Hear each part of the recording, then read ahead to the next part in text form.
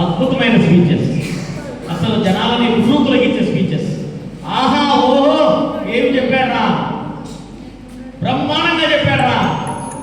ఇక్కడ ఉన్నంతసేపు చప్పట్లు కొట్టి ప్రజల్ని మెప్పించి ఇంటికి పోగానే జై జగనన్న, జై చంద్రబాబు, అది ఇవాళ కోస్తా జిల్లాలో ఉన్నటువంటి పరిస్థితి. అందుకే బహుజన సమాజ్ పార్టీ ఏం చెప్తుందో తెలుసా, ఆంధ్రప్రదేశ్ లో మరీ ముఖ్యంగా కోస్తా జిల్లాలో బాబాసాహెబ్ అంబేద్కర్ విగ్రహాలు మన పల్లెల్లోకి వచ్చినాయి, కానీ డాక్టర్ అంబేద్కర్ ఆశయం మన మెదడులోకి రాలేదు. కాబట్టి ఇవాళ బహుజన సమాజ్ పార్టీ నిర్మాణం కాలేదు, బహుజన సమాజ్ పార్టీ స్ట్రక్చర్ ఏర్పాటు చేయలేదు, ఫలితాలు మనకు రాలేదు. కోస్తా జిల్లాలో అంబేద్కర్ విగ్రహాలు మన పల్లెల్లోకి వచ్చినాయి, అంబేద్కర్ ఫ్లెక్సీలు మన పల్లెల్లోకి వచ్చినాయి, అంబేద్కర్ ఆలోచన మన మెదడులోకి రాలేదు.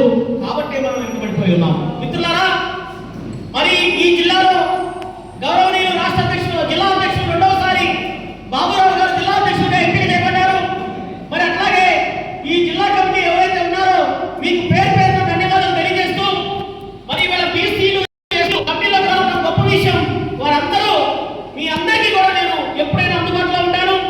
వీలైతే మరి నేను బాబురావు గారు ఇద్దరం కూడా ఒక 2-3 నెలల తర్వాత నర్సరావుపేటలో కంటిన్యూగా అందుబాటులో ఉండడానికి అవకాశాన్ని పరిశీలిస్తాం. ఎందుకంటే ఈ నర్సరావుపేట కేంద్రంగా మనకి మంచి అవకాశాలు ఉన్నాయి, కొత్త నియోజకవర్గాలు వస్తున్నాయి. మరి కారంపూడి ఎస్సీ అయినటువంటి అవకాశం ఉంది, నర్సరావుపేట చిలుకూరుపేట 2 నియోజకవర్గాలు అవుతుంది, పెదకూరుపాడు 2 నియోజకవర్గాలు అవుతుంది, గురిజాల 2 నియోజకవర్గాలు అవుతుంది, మార్చర్ల షెడ్యూల్ కాస్ట్ వాళ్ళకి రిజర్వేషన్ అవుతుంది. అనేక రకాలైనటువంటి మార్పులు డీలిమిటేషన్లో అవుతున్నాయి. పాలక వర్గాలు చేసినటువంటి డీలిమిటేషన్ ని, పాలక వర్గాలు వాళ్ళకి అనుకూలంగా చేసినటువంటి డీలిమిటేషన్ ని మనకు అనుకూలంగా ఏ విధంగా మంచుకోవాలి, మన పార్టీని బలోపేతం చేసుకోవడానికి ఏ విధంగా మనము ముందుకు తీసుకెళ్లాలో మనం ఆలోచన చేయాలి.